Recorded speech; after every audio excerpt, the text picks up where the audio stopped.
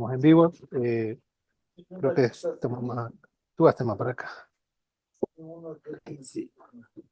Bien, ya estamos en vivo. Saludos a todos los hermanos que se van a ir conectando a esta transmisión. Les presento al hermano Leder Díaz, quien me acompaña en esta noche. Vamos a hacer un estudio eh, de corte de ciencias bíblicas, en este caso, ¿no? Donde vamos a presentar, esto va a ser una serie, hoy vamos a dar inicio a esta serie, vamos a estar presentando versos que en la Biblia nosotros encontramos que son interpolados y que estos versos han servido para fomentar doctrinas dentro del cristianismo. Mi hermano Leder. Así es, mi hermano. Buenas noches a todos los hermanos. Saludo a todos los que se estén conectando. Como decía mi hermano, vamos a hacer el estudio de esos textos que muchas veces se defienden a capa y espada, por así decirlo, para defender la doctrina, aquello que alguna vez muy de corazón hicimos en defender, pero resulta que estábamos basando nuestra fe en prácticamente una mentira, porque si cuando analizamos los textos vamos a darnos cuenta que muchas veces no existen.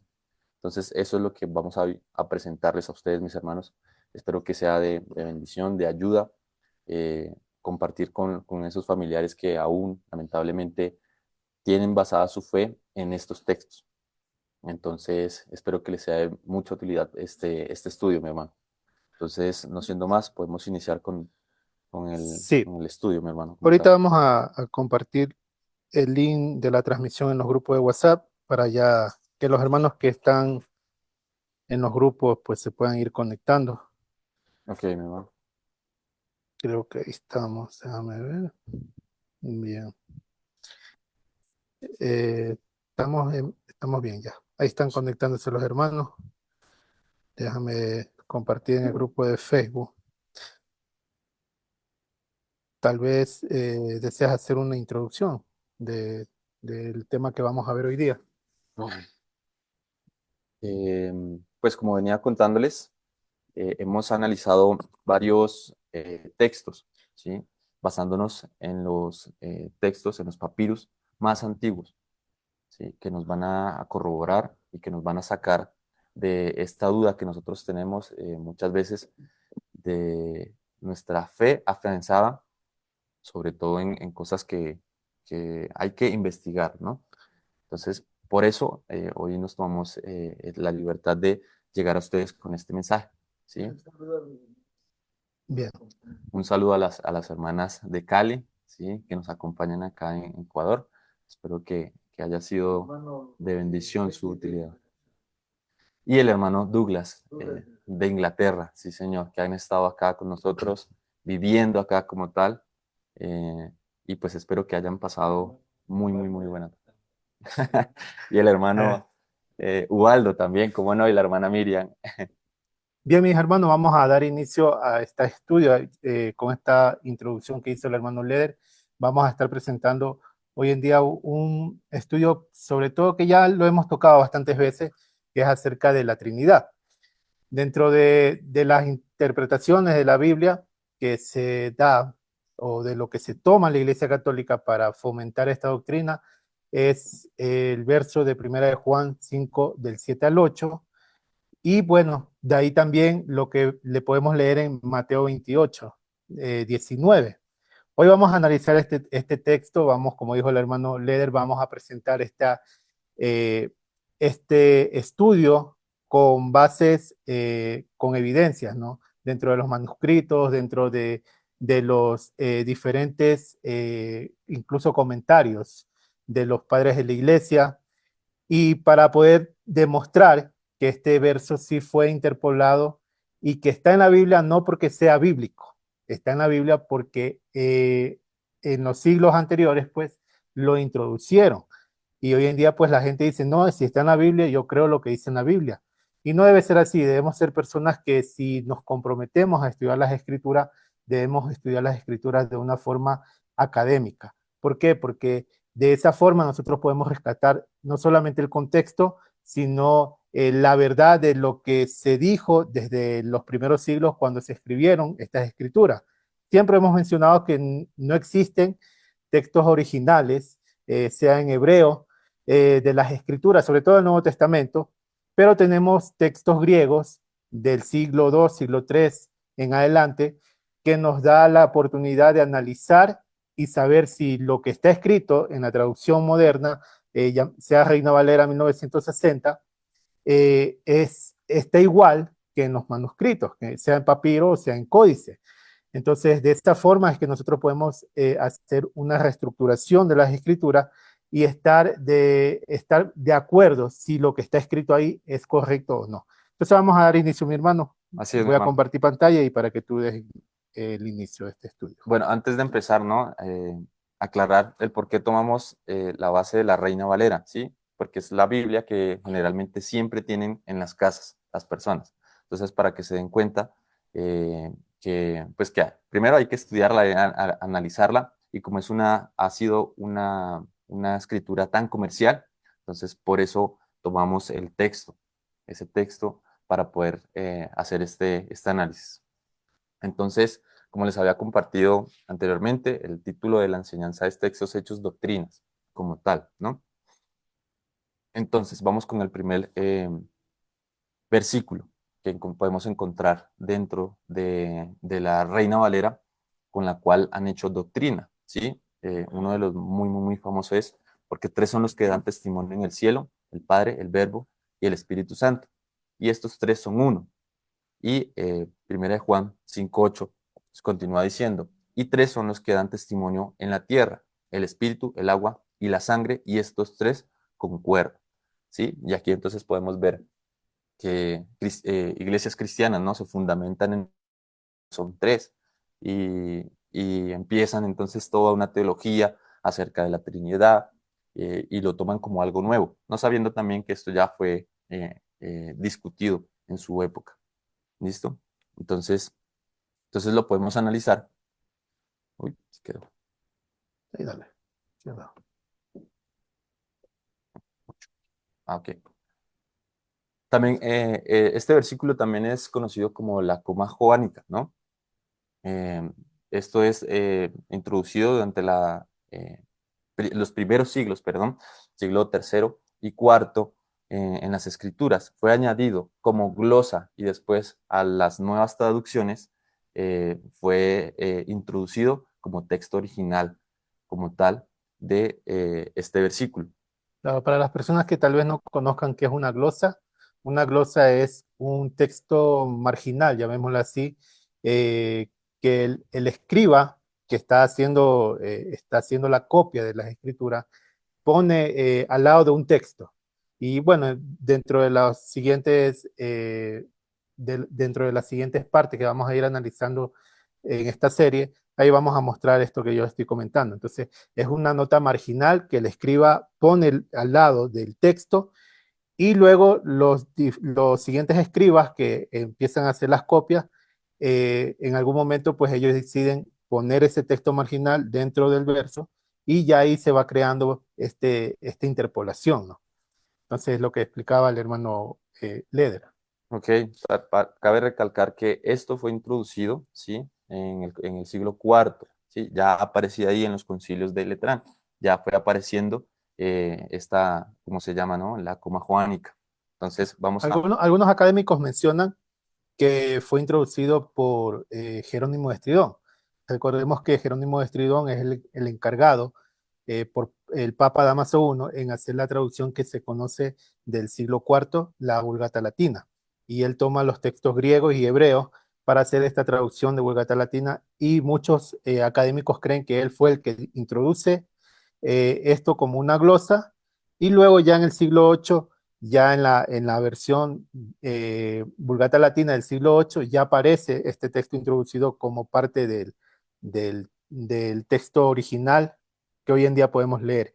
Algo importante que no debemos pasar por alto en este estudio que estamos mostrando con el hermano Leder Díaz, eh, es que esta traducción que nosotros hoy en día encontramos en Reina Valera no era conocida en los primeros siglos.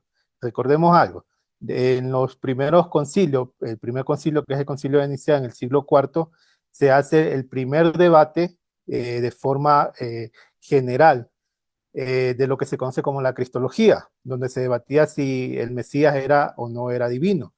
Y los personajes que desde el siglo II empezaron a hablar acerca de la divinidad de Yeshua, podemos mencionar a Tertuliano, Orígenes, Atanasio de Alejandría, ninguno de ellos que formulaban que Yeshua era el mismo Padre eterno que se había hecho carne, ninguno de ellos en ninguno de sus declaraciones mencionaron el texto de Primera de Juan 5 del 7 al 8. ¿Eso qué nos da? Nos da la evidencia de que este texto no era conocido por ellos.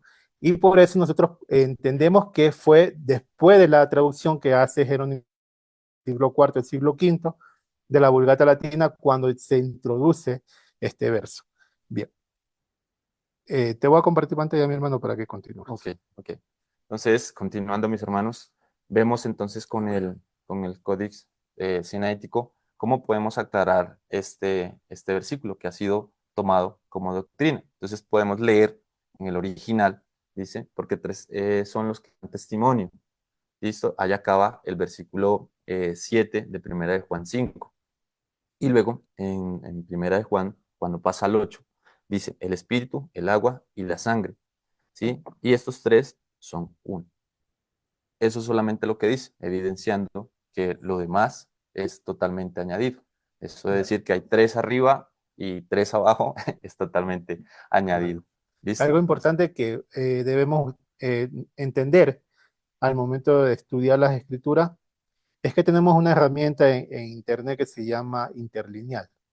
El interlineal es una herramienta que se toma de los papiros o de los códices más antiguos para hacer una traducción, llamémosles, mucho más apegada al original.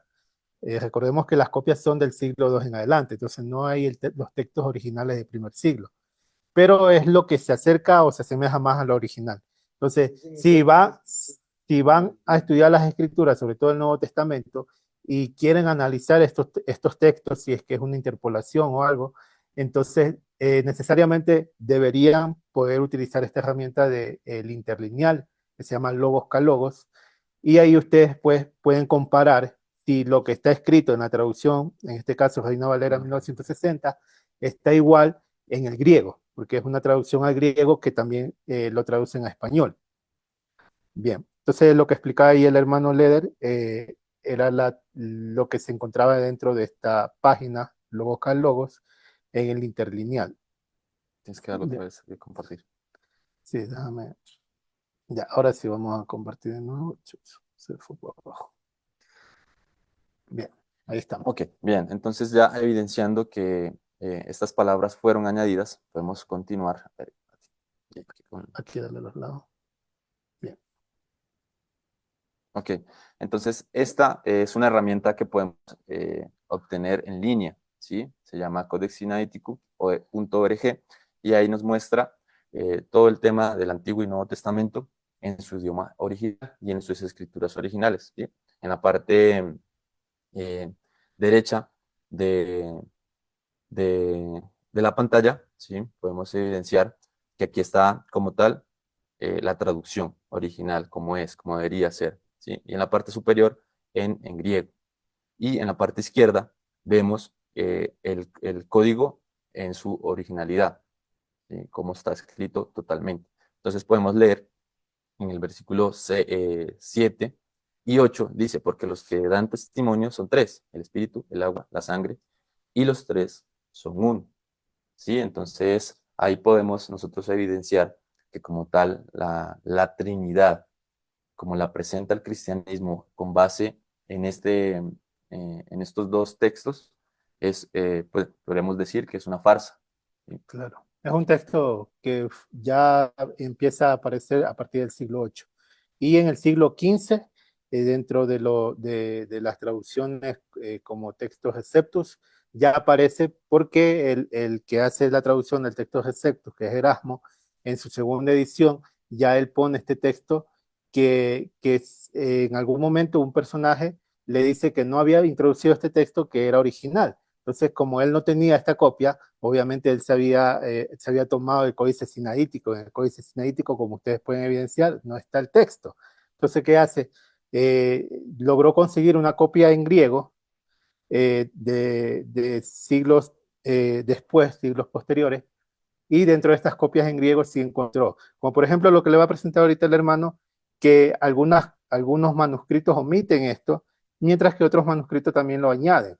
Entonces vas a mostrarnos los manuscritos omiten el texto de Primera de Juan 5:7. Ok, entonces aquí encontramos algunos manuscritos que omiten esta coma joánica, ¿no? Que es, básicamente es esos dos versículos. Entonces, en el código sinaítico, el código vaticano y el código alejandrino, que es uno de los más antiguos, ¿sí? Y los que se toma base para el Nuevo Testamento, ellos omiten como tal estos dos versículos, ¿sí? Lo omiten en el sentido de que no tienen la añadidura que acabamos de evidenciar, ¿sí? En el códigos iniciales, el 048, el 049, 056 y el 0142 también es omitido. Y el minúsculo, el código, los códigos o los papiros minúsculos, ¿sí? Se les conoce así nada más es porque la letra aparece en minúscula y cursiva, por eso es que se les conoce con este nombre, ¿sí? En sus tomos 33, 81, 88 y 104 no aparece. Entonces también cabe destacar que estos papiros son tomados, los minúsculos son tomados de los originales, ¿sí? Que son los códigos anteriormente mencionados. Los minúsculos son códices ya del siglo X en adelante, o el siglo XII en adelante, y como dijo el hermano, son códices que usted va a encontrar en griego con letras minúsculas y en cursiva, por eso se le llaman minúsculos. Entonces podemos ver ahí, ¿no? Códice sinaítico, códice vaticano, que son del siglo IV, y el códice alejandrino del siglo V, que no tienen el texto, por lo tanto, pues podemos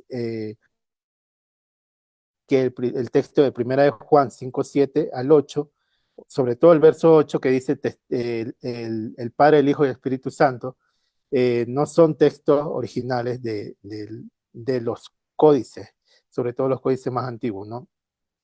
Bien, también podemos... el contexto sería, tengo que rescatar, está hablando del arca que Juan vio en Juan 19.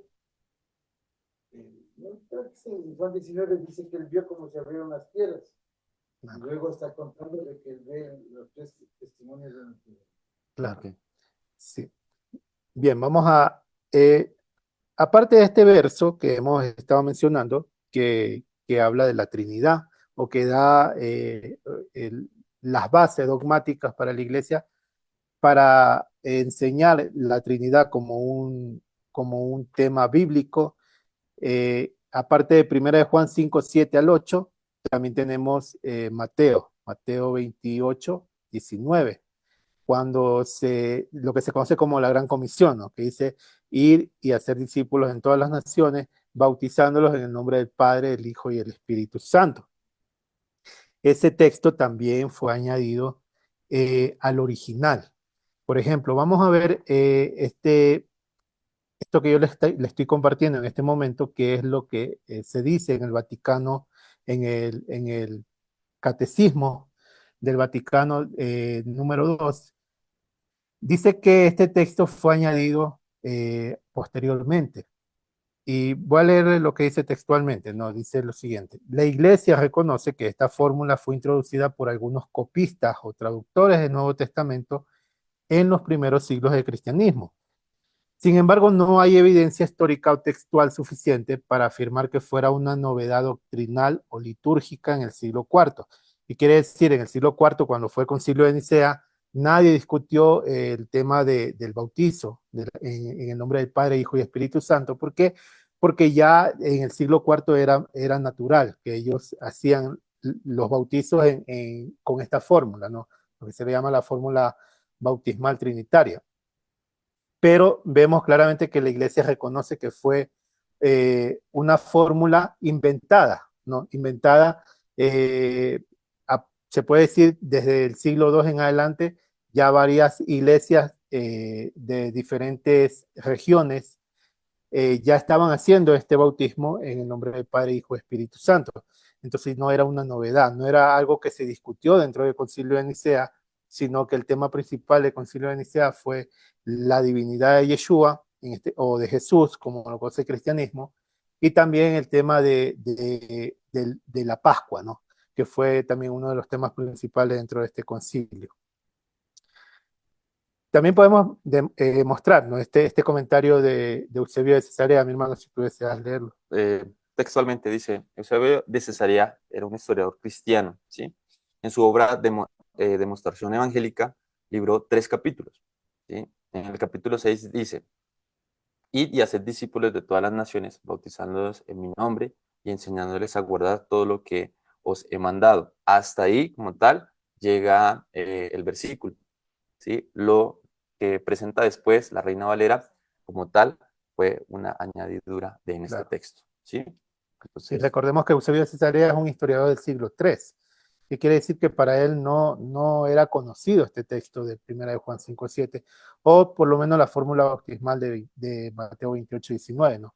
Y también en su obra llamada Teofanía, en el libro 5, capítulo 8, dice, hablando acerca del mismo tema, ¿no? Del bautizo, menciona textualmente lo que dice Mateo 28:19 y dice lo siguiente, y después de esto le ordenó que fueran por todo el mundo y le predicaran su evangelio a toda criatura y que bautizaran a los que creyeran en el nombre de Jesucristo.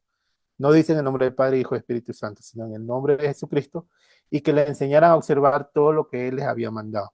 Entonces, pues bien, bueno, aquí podemos ver claramente que en el siglo III, para Eusebio de Cesarea, la fórmula bautismal no era una fórmula que estaba sustentada por el verso de Mateo 28:19, sino que ya era más bien una tradición, porque ya en este tiempo sí se estaba haciendo los bautizos en el nombre de la Trinidad, pero ya como una tradición de las iglesias, ¿no? Ahora, algo importante también que podemos demostrar como una evidencia, lo que se conoce como evidencia papirológica, es que en el papiro 67, que es una de las copias más antiguas conocidas del Evangelio de Mateo, y que data del siglo II, donde también contiene pues, el pasaje de Mateo 28, no está el pasaje de Mateo 28 donde dice en el nombre del Padre, Hijo y Espíritu Santo. Y es importante que nosotros tengamos en cuenta esto. ¿Por qué? Porque a partir de esta reconstrucción que nosotros hacemos es que podemos llegar a una evidencia más clara, ¿no? De que este texto fue añadido tardíamente. Y algo importante, ¿no? Que dicen que los católicos y los protestantes incluso desmienten que este papiro no sea un papiro original, porque obviamente pues no tiene la fórmula bautismal. Pero bueno, ahí está la evidencia y queda abierta, ¿no? Para si algún hermano o hermana desea estudiar más, un poco más acerca de este papiro. se quedan... Claro, claro, datos importantes que nos ayuda a poder seguir investigando, ¿no? Ya. Entonces, Algo importante, ¿no? De todo lo que estamos comentando, hemos visto 1 de Juan 5:7, que un texto que fue introducido a partir del siglo cuarto, quinto, y que ya es notable en el siglo VIII. Vemos también la fórmula bautismal del nombre del Padre, Hijo y Espíritu Santo de Mateo 28:19, que no refleja dentro de los manuscritos más antiguos, o en este caso, como les mencioné, el papiro 67. Eh, y algo importante también que queremos mostrar dentro de estos estudios sobre interpolaciones es lo que se conoce como ¿cómo se dice la palabra? El voto de fe, ¿no? ok, sí, sí, sí, Sí, es la declaración de fe. la declaración de fe que Sí, sí. nosotros podemos encontrar en el libro de Hechos, Hechos 8:37. Ya, ese texto también táchelo de ahí porque no está. Entonces, Y no me lo tomen a mal, es importante que nosotros conozcamos esto. ¿Por qué? Porque nos da la capacidad de conocer las escrituras de una forma menos religiosa. Y sobre todo, pues saber que no, si no existe ahí, no podemos decir, no, porque está en la Biblia, tiene que ser así y la Biblia es santa. No, la Biblia tiene errores. Sabemos que copistas que fueron transcribiendo los textos, ellos fueron añadiendo incluso las glosas que algunos copistas dejaban. Y entonces todo esto al final, hoy en día podemos tener una escritura que está llena de bastantes errores y que esto fundamenta a las iglesias, sobre todo el cristianismo, a tener fundamentos de sus dogmas, ¿no? Y es sobre todo por estos textos. Entonces, tú, mi hermano, si deseas presentar Algo más, Cristian, y es que eh, podemos ver que personas con convicción, ¿no? Defienden a capa y espada lo que está en la escritura, pero no sabiendo esto que estamos hoy presentando, ¿sí? Incluso se atreven a decir que no le quitemos.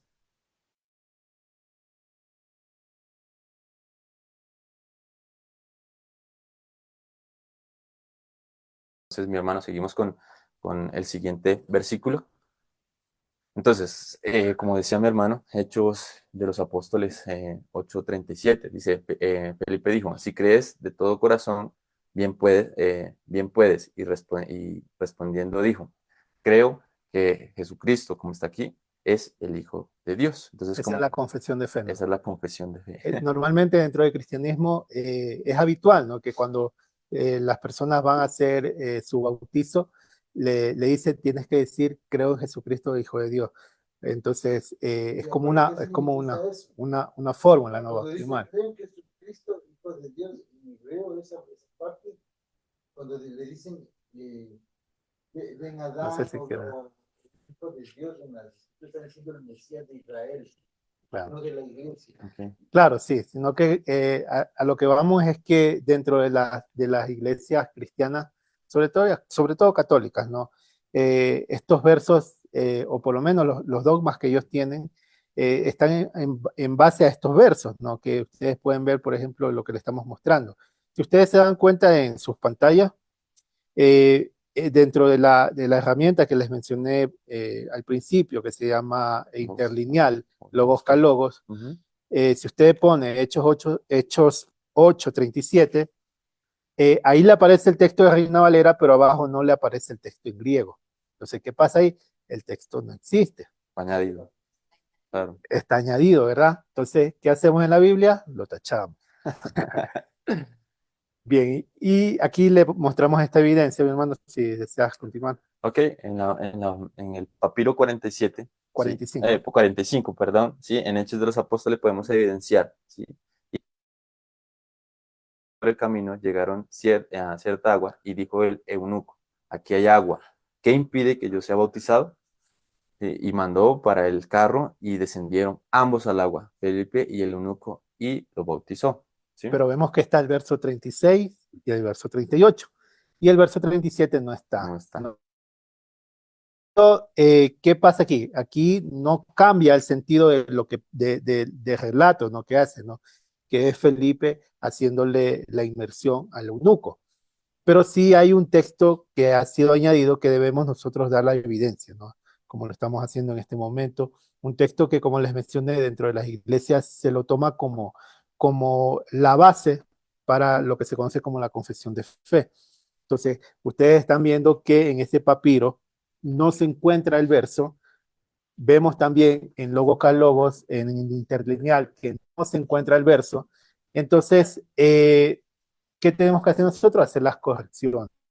¿Ya? Y esto, pues, como les mencioné, nos da la oportunidad de tener una Biblia mucho más apegada, llamémoslo así, a lo que se podría haber escrito originalmente, ¿no?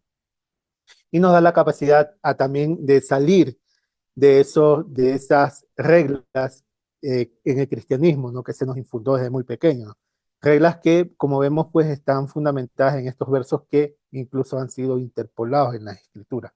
No sé si hay una diapositiva más que mostrar. Y Sí, creo que falta con una. eso sí ya concluimos. Bien, si esta es la última diapositiva, ya No, concluimos. si podrías verla. Bien, entonces aquí podemos ver, ¿no? Las evidencias de dónde no se encuentra también este verso, ¿no? Este verso no solamente no se encuentra en el papiro 45, que es del siglo III, sino que también no se encuentra ni en el Códice Sinaítico del siglo IV, ni en el Vaticano también, que es el siglo IV, ni en el Alejandrino, que es el siglo V, ni en el Códice Efraimitas Scriptus, que es del siglo VI. No se encuentra, no se encuentra. ¿Qué pasa? ¿Por qué Reina Valera lo ha puesto ahí? Sabemos bien que es parte de la forma como ha actuado la iglesia, ¿no? Desde siempre, siempre ha sustentado sus doctrinas en base a texto y nosotros podemos evidenciar claramente que estos textos incluso han sido interpolados y por lo tanto, pues, sus doctrinas en este caso, pues, no tienen validez, ¿no? Porque no se puede validar una doctrina en un texto que no existe dentro de los manuscritos más antiguos.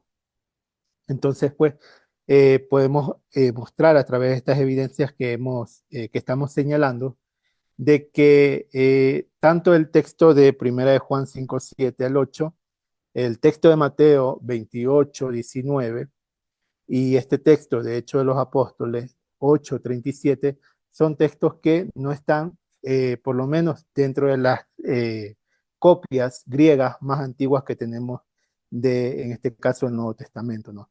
Entonces, no sé si quieras añadir algo más, mi hermano. No, mi hermano, allí está todo bien. Pues ya para finalizar, ¿no? Invitar a los hermanos a que sigan con este estudio, porque estos no son los únicos escritos que podemos encontrar de esta forma, sino que hay más. Entonces, la idea es que pues fomentar el estudio en ustedes, fomentar que esa chispa de curiosidad sea en todos los hermanos, para poder así salir de la religiosidad. ¿Listo, mis hermanos? Bien, mi hermano. Entonces, nos despedimos. Agradecemos a los hermanos que están conectados, nuestros hermanos que nos están acompañando en esta noche. Y nos vemos el próximo miércoles con una segunda parte. Vamos a seguir mostrando estas evidencias, ¿no? De textos que han sido interpolados en las escrituras y que son parte de los dogmas del cristianismo. Mis hermanos, nos despedimos y nos vemos el próximo miércoles. Shalom, Shalom, mis hermano. hermanos. Que descanse. Shalom. Saludos.